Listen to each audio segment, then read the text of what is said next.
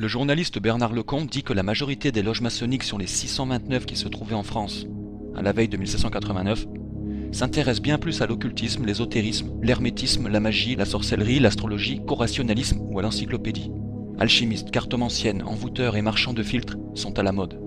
Le sulfureux comte de Saint-Germain, le guérisseur Cagliostro, le magnétiseur Mesmer sont les stars maçonniques du moment. Le symbolisme franc-maçon qui emploie un vocabulaire religieux paraît populairement irréaliste avec la tendance anticléricale chère aux partisans chevronnés du laïcisme. Bien que nous ayons vu cette connotation religieuse et sectaire dans les propos de François Hollande dans une vidéo, par exemple, voulant réinsister sur les valeurs de la République. L'une des meilleures façons de retirer des informations précises sur ce point, n'est-il pas de l'apprendre directement de sources ayant rompu des liens avec les cibles visées, mais ayant passé suffisamment de temps là-dedans pour en connaître un rayon? Je suis de cet avis du moment que des réserves s'imposent en cas de désinformation. Je vous propose de lire en premier lieu les propos de Paul Copin Albancelli, un essayiste et conférencier conspirationniste et antimaçonnique français, ancien franc-maçon du XIXe siècle. Contemporain de Crowley, il dit dans son livre « Comment je suis entré dans la franc-maçonnerie et comment j'en suis sorti ?» J'eus à ce sujet avec lui une longue conversation au début de laquelle je commençais par hésiter, en raison du discrédit dans lequel sont tenus les hauts gradés dans la maçonnerie inférieure.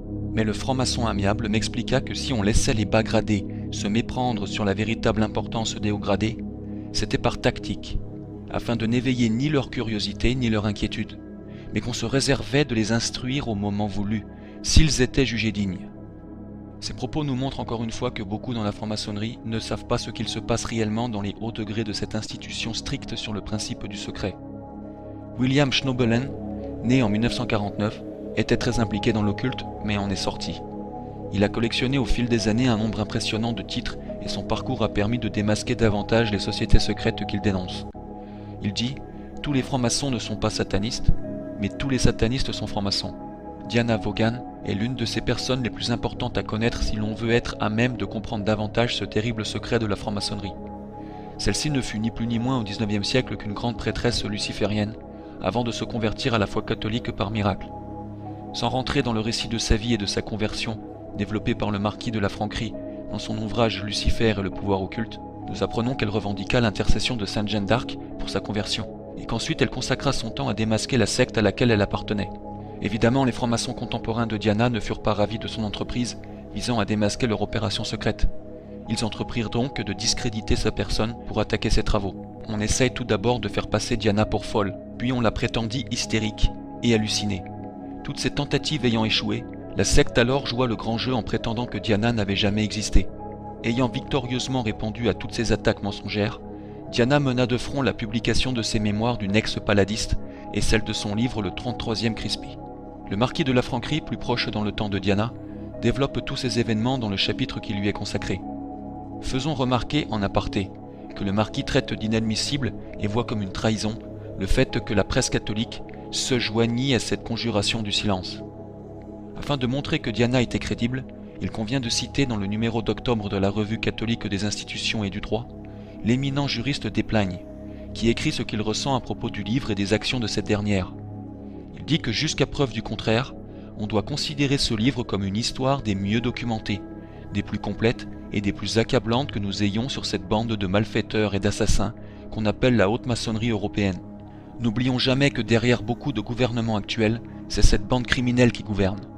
Nous serions insensés et ingrats si nous repoussions quelqu'un qui, ayant connu et vu à l'œuvre ces bandits, vient nous apporter avec preuves et documents son témoignage sur les crimes qu'ils ont commis ou qu'ils méditent contre l'Église et la France. Il y a clairement un plan international pour diffuser une idéologie franc-maçonnique, comme vous pouvez le voir dans la section avec les playlists traitant de ce sujet.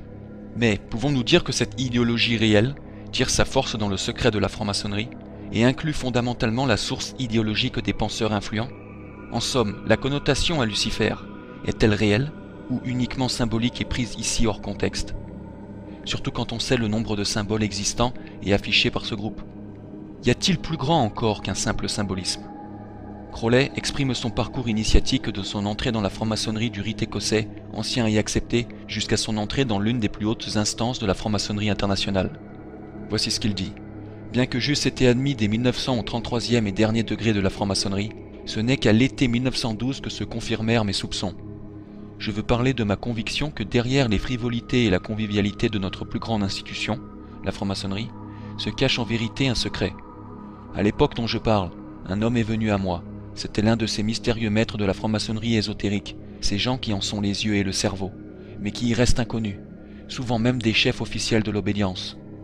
Cet homme qui observait ma carrière occulte depuis plusieurs années m'avait alors jugé digne de prendre part au mystère supérieur. La franc-maçonnerie est perçue par Crowley comme grande, tout en faisant part de son affiliation suivante à un autre ordre maçonnique beaucoup plus élevé. Y aurait-il alors un secret encore plus grand que le secret de la franc-maçonnerie? Les pistes semblent s'embrouiller. Voilà pourquoi je vous recommande de regarder à ce stade la vidéo Le chaos derrière les loges franc-maçonniques Illuminati, Rosicruciens, Jésuites, Sociniens et autres, si vous ne l'avez pas vue.